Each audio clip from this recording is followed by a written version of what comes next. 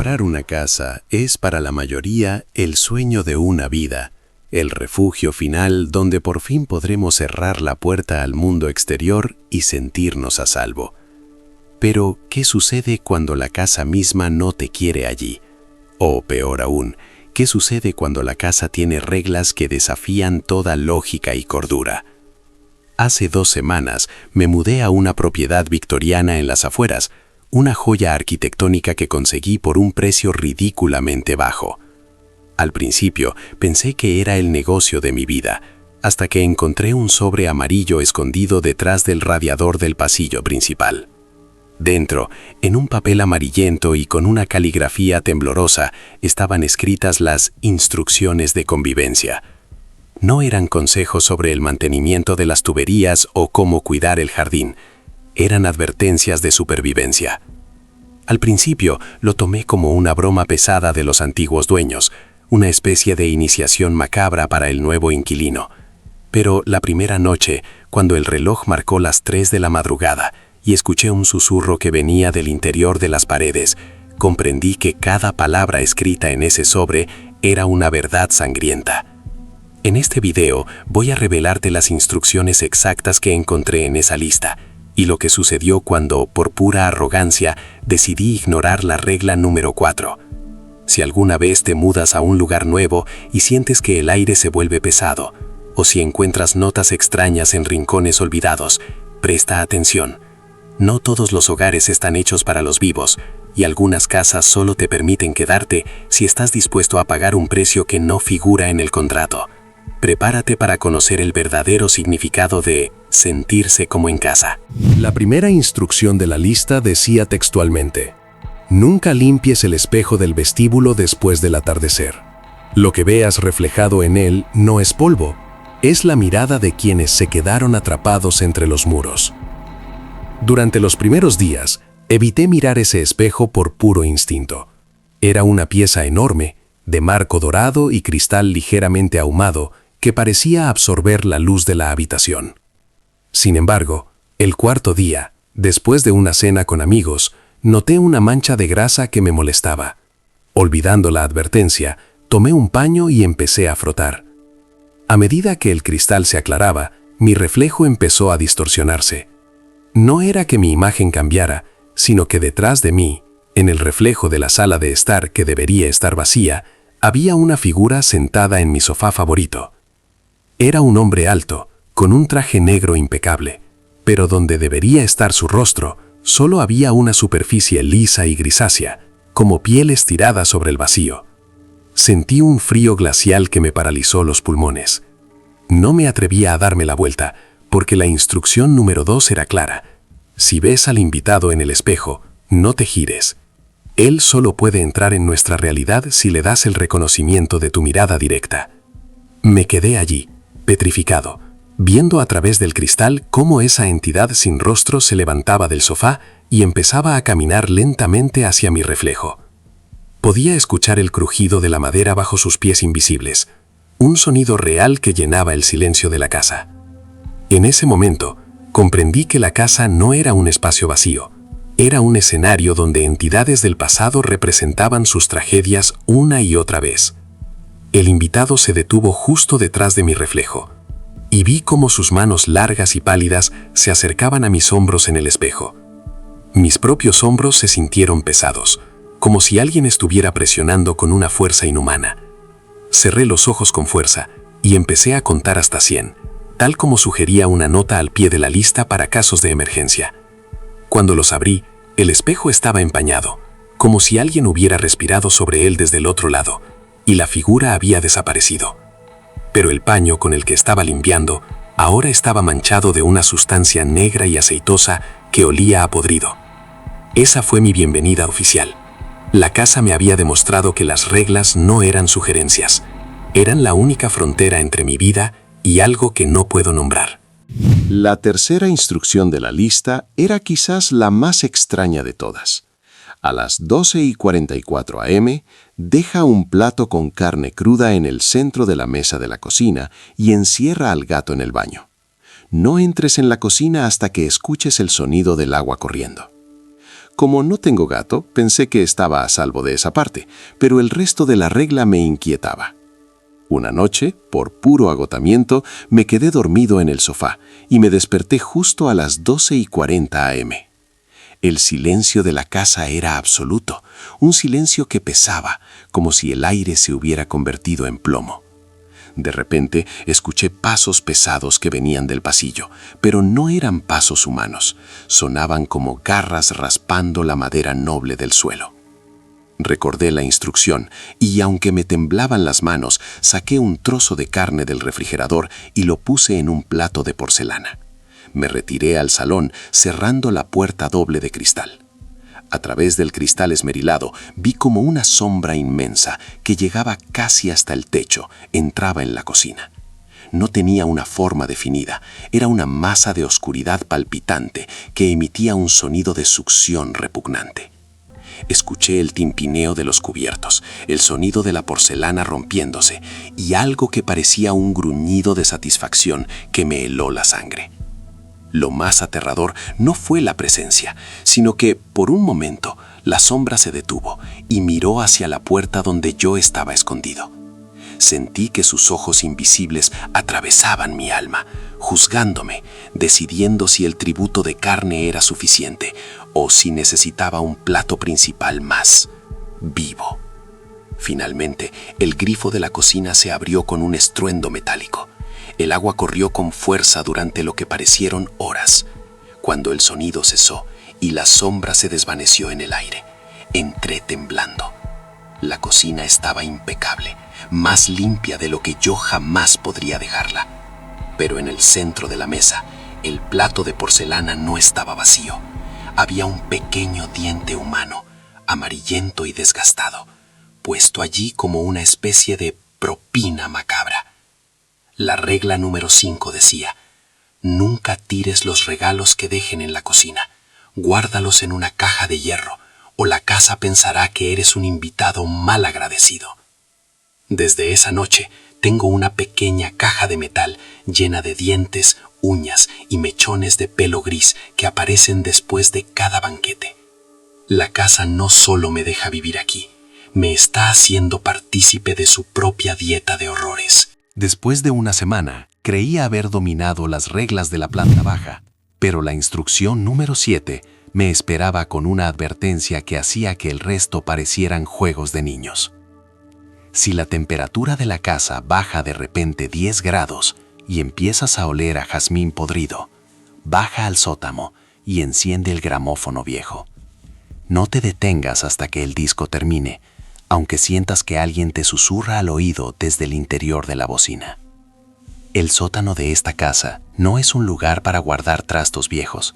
Es una cripta de techos bajos y paredes de piedra húmeda, donde el eco parece tener vida propia. Una tarde, mientras leía en la biblioteca, el jazmín podrido inundó mis pulmones y mis propios alientos empezaban a formar nubes de vapor frente a mi cara. Bajé las escaleras de madera que crujían como lamentos. El sótano estaba sumergido en una penumbra azulada.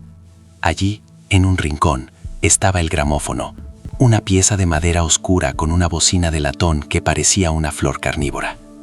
Puse la aguja sobre el disco de vinilo rayado y empezó a sonar una melodía de piano lenta, distorsionada y melancólica. En cuanto la música llenó el espacio, las sombras de las esquinas empezaron a desprenderse de las paredes. No eran negras, eran de un blanco traslúcido, figuras de humo que bailaban alrededor de mí con movimientos espasmódicos. Eran las sombras blancas, los restos de los que murieron en la casa de frío o de soledad. Sentí sus dedos gélidos rozando mi nuca y una voz, que salía directamente del gramófono mezclada con la música, empezó a decirme: «Quédate con nosotros. Hace tanto frío fuera del disco. Solo un baile más y serás libre». La tentación de cerrar los ojos y dejarme llevar por la música era casi irresistible. La melodía era hipnótica, una trampa acústica diseñada para que el corazón se detenga al ritmo del piano. Pero recordé la nota al margen de la instrucción: si cierras los ojos, el gramófono se convertirá en tu ataúd. Mantuve la vista fija en la aguja que recorría los surcos del vinilo, viendo cómo la sangre empezaba a brotar de mis propios oídos por la presión de las voces. Cuando el disco finalmente llegó al final y el silencio regresó, las sombras blancas se disolvieron en el aire, dejando un rastro de escarcha en mis hombros. Salí del sótano corriendo, con el sonido de ese piano clavado en mi cerebro. La casa me había puesto a prueba una vez más, y aunque había ganado esta ronda, sabía que las instrucciones se volvían cada vez más oscuras a medida que subía de piso. Y lo peor de todo es que todavía no había abierto la puerta del ático. Si creías que el dormitorio sería tu refugio, la instrucción número 10 te sacará de ese error de inmediato. Nunca duermas con la puerta del armario completamente cerrada. Deja una rendija de exactamente 3 centímetros. Si la cierras, lo que vive dentro no tendrá por dónde observar y decidirá salir a buscarte a la cama. Durante las primeras noches, cumplí la regla con una precisión obsesiva. Ponía un libro grueso para asegurar que la puerta de madera no se moviera. Pero una noche, debido a una corriente de aire, o quizás a algo más malicioso, el libro se deslizó y la puerta se cerró con un clic seco que me despertó en medio de la madrugada. El silencio que siguió fue denso, pesado, como si el oxígeno hubiera abandonado la habitación. No podía moverme. Sentía una parálisis que me clavaba al colchón mientras escuchaba unos dedos largos y huesudos rascando la madera desde el interior del armario. El sonido no era de uñas, era de algo más duro, como metal sobre madera. Entonces, la puerta empezó a vibrar. La regla número 11 decía: si la puerta se cierra, no mires hacia el armario. Finge que duermes hasta que escuches el sonido de un niño riendo en el pasillo. Cerré los ojos con tanta fuerza que me dolían las sienes.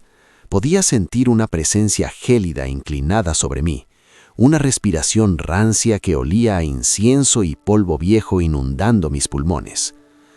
Algo me estaba oliendo, evaluando mi miedo como si fuera un perfume.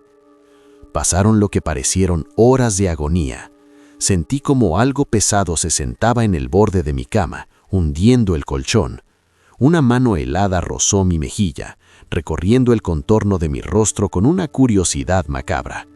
Estuve a punto de gritar, de saltar de la cama y correr hacia la oscuridad del pasillo, pero recordé la advertencia final de ese capítulo. El miedo es el mapa que ellos usan para encontrarte en la oscuridad.